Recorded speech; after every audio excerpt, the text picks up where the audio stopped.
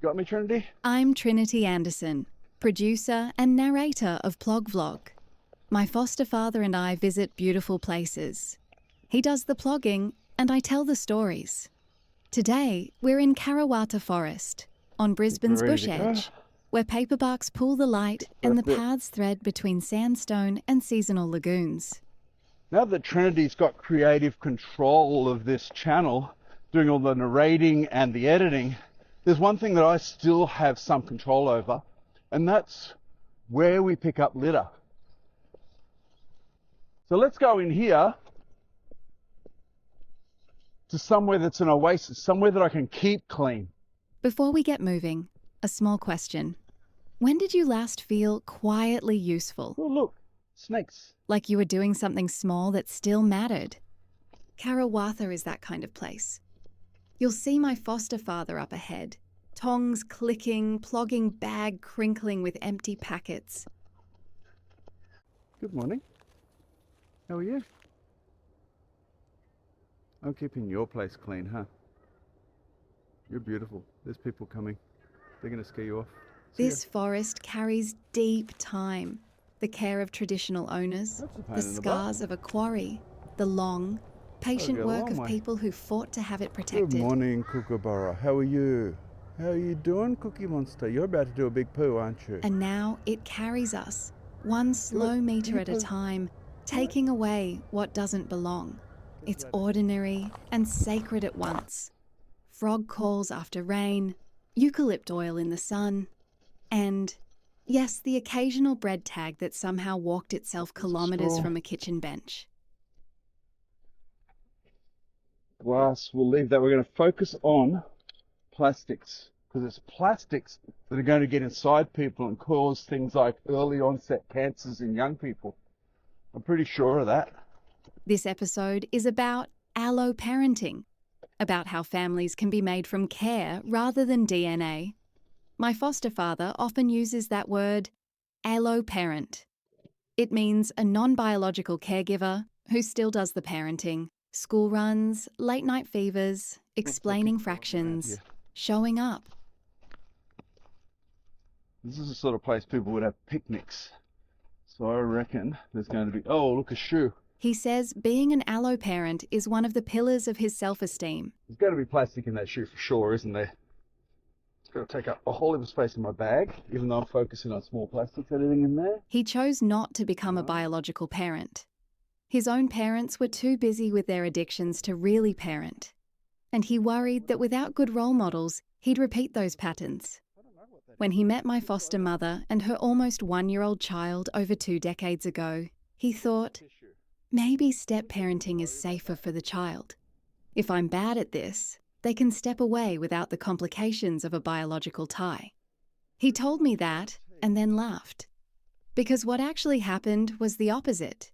He learned, he read, he asked for help, he stuck around. Now that is aluminium. I probably shouldn't worry about that either, because it's just metal. It's just going to go to the rock cycle, isn't it? Now I wonder, like with plastics, they're going to end up in the rock cycle as well, aren't they? So eventually, they're actually going to just become a geological layer. So in the very, very long run, they're not going to matter. But what matters is how they're affecting human beings now, right at this time, how they're affecting us, particularly young people who are ending up with the plastics in their system. And in Australia, young people are ending up with cancers that usually are seen in old people, but they're getting them like by their 30s. And obviously, diet and exercise has something to do with that. But I really wonder whether these plastics getting into the ecosystem and our drinking water and things like that, got to be making some distance, don't you think? A psychologist would say his openness to experience is high. Curious, willing to try, willing to revise. Openness doesn't make someone a good parent by itself, but it does make you more likely to update your mental map when the road bends. Over time, the alloparent label felt right to him. I'm not going to jump that. Short, honest, inclusive. With Trinity being the boss of Plog Vlog nowadays, I've asked her one thing. that she makes a request in each of these videos that you come to places like this and help keep them clean after we've left. Please? He prefers it to toggling between foster father and stepfather. I use all three depending on the sentence. But when he says alloparent, there's a softness in it, like someone who found a word for a room he already lived in. If you've watched our recent episodes, you've seen tiny pieces of how we got here. Toilet paper. I'm not collecting toilet paper anymore. If you want to collect toilet paper, you can, but we're focusing on plastics. Toilet paper isn't our thing anymore. At Carnarvon Gorge, our Warm Blizzard episode, he hiked in before dawn to reach First Nations rock art at first light, chasing a feeling of reverence in a place that needed gentleness. At the Box Flat Memorial, we asked people to treat a sacred site with reverence by packing out what they brought in. And on the road between Roma and the Gorge, I tried my first true road trip narration. See my footprint. Discovering that I can tell two stories at once, the country we're travelling through and the people we're becoming inside it. You think they'll do it, Trinity? I hope so. Here at Karawatha, the path tilts past an old quarry cut that now mirrors the sky. Protection didn't happen by accident. Local people organised for years to keep this forest from becoming just another subdivision. My foster father says there's a pattern he admires. Ordinary people plus steady pressure equals a future someone else gets to live in. Picking up a handful of plastic is a smaller version of that, and honestly, it suits him. So, the scene was taken off that cliff over there. So it's a scene of a car going over the cliff into the water, and then the boy and a man escape from the car, and they come out onto this bit here. He doesn't want to be big or make big gestures. Not anymore. After my sibling and I finished high school, the two of us are almost the same age, he knew he had to find another pillar for his self-esteem. If your worth has been tied to raising children, what happens to your perceived worth when they become adults, when they are more your peers than dependents? He told me he went bush for a week to think about it. Long-time viewers have watched him go bush many times to enjoy hours of internal dialogue.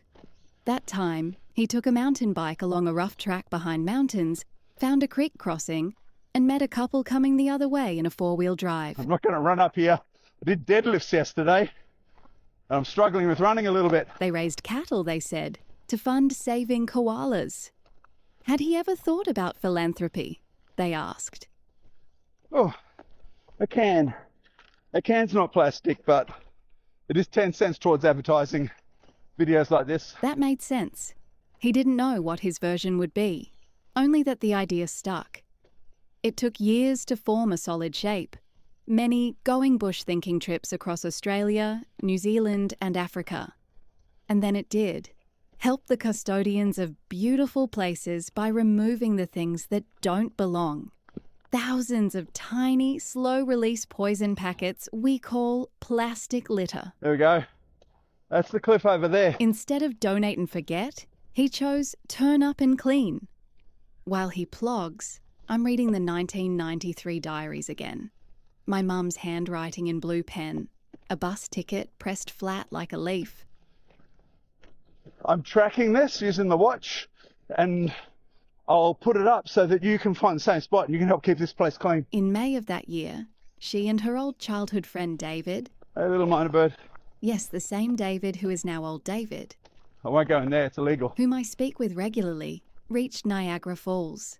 Liz, my mum, wrote, 17th of May, 1993, Niagara Falls, on the US side. Maid of the Mist made a joke of us. What are you? You are plastic. You're our target audience, plastic. Plastic ponchos, shoes squeaking, hair full of freshwater thunder. David grinned like he was 8. We walked across the Rainbow Bridge with pockets of US coins and 2 passports that said we existed. The border guard stamped us like we were ideas that might wash off. Plastic bottle lid. Horseshoe Falls stood in the mist as if the planet had left a tap on. I kept thinking of my little philosophy book. That question again. What is the most important thing in life? Maybe today it is, don't drop your camera. Or maybe it is, to keep walking toward wonder. They turned right on the Canadian side and followed the river towards the bus that would take them to Toronto. In the margin, she drew a tiny fern and a question mark. 17th of May, 1993, later, on the bus to Toronto. My feet hurt. David doesn't seem to notice. The bus smells of warm vinyl and strangers. I nudge David and say, "Do you feel us changing?" He says yes, then stares at the horizon like he often does. I think of Eric and Norwegian sentences that feel like pebbles in my mouth, and of how easy it is to become someone else's weather. Sun when they want sun, rain when they need rain. I am not good at that. There's rubbish in there. Perhaps I never will be. But weather changes. I think of scorpions and the wind of change in this crazy world. Unstable cliffs, falling rocks, keep clear. It doesn't say the fine. No diving, no being an idiot. It doesn't actually say keep out anymore. Maybe it's okay to go in there now. That line about being someone else's weather follows me around. My pants are falling down. It haunted our Mugera Dam episode 2, where I talked about how meaning can fray when life gets too easy, and how we might need tasks that bite back a little. There we go. My foster father sometimes says that if our lives become uncomfortably comfortable, if we no longer have challenges imposed by day-to-day living, we'll need to choose to build our lives around care. Raising children, rescuing wildlife, restoring places. A life without effort tastes empty. Still not much in there though. He wonders if, freed from necessity, Considering I've walked for about 6 Ks. more people will choose to alloparent, to be the neighbour who shows up, the auntie who teaches a kid to read, the mentor who sits on the sidelines in the rain. I'm not sure yet, but Karawatha, kept bush by volunteers and stubborn love, makes the argument better than I can. There's theory in the background of what we do. Self-determination theory says humans thrive on competence, autonomy, and relatedness. Plogging is tiny competence. You can see the ground go from messy to clean. It's autonomous. Nobody makes you. You choose. And it's relational. To the place. To the people who'll walk here later. And to those who walked here before.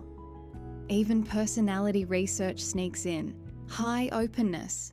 Got my foster father experimenting with a life that wasn't modelled for him. Conscientiousness got him up before dawn with a bag and a plan. And agreeableness, well, that one he's still working on when someone litters next to the bin. Oh, we'll be going up the mountain when she comes. Toilet paper over there. Leaving that alone. We don't want anything to do with toilet paper. Is that... What are you? More toilet paper? One more thing I need to say out loud every few episodes. I can't appear on camera or use my real voice. I'm protecting my privacy and safety. Let's jog. We'll be jogging down the mountain when she comes. We're jogging down the mountain when she comes. I might turn this off actually. And if I'm honest, I'm still unpicking some patterns I inherited from my mother. Whoa! No, I won't do that. About choosing the wrong men. Some days I think anonymity is just training wheels. Other days, it's armor. Either way, it keeps the focus on the story, where it belongs.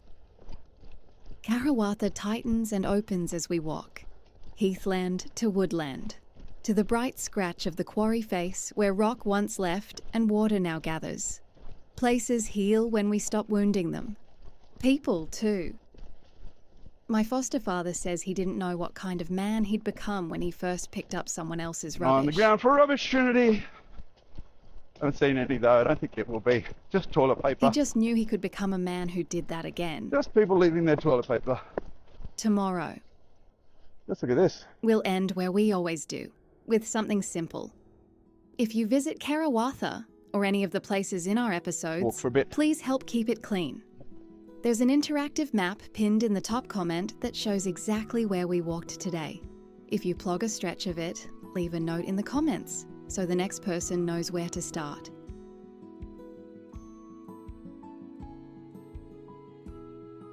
Small acts, shared widely.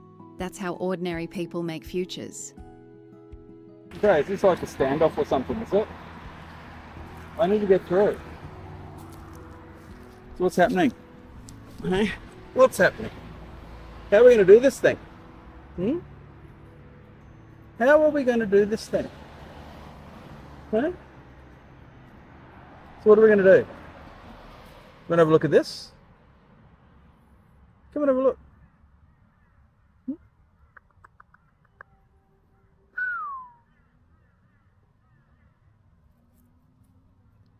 What are you doing? That's my Plog bag. See that? That's my Plog bag. You are the most beautiful bird. Yes.